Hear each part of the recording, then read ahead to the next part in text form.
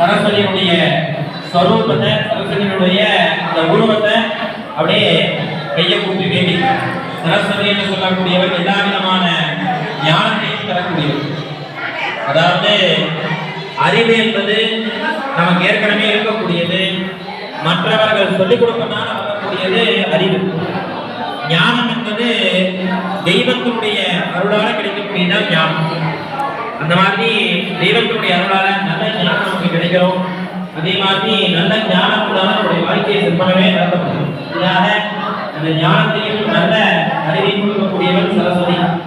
சரஸ்வதியுடைய கையை கூப்பி சரஸ்வதி உருவத்தை வணங்குகிறார்.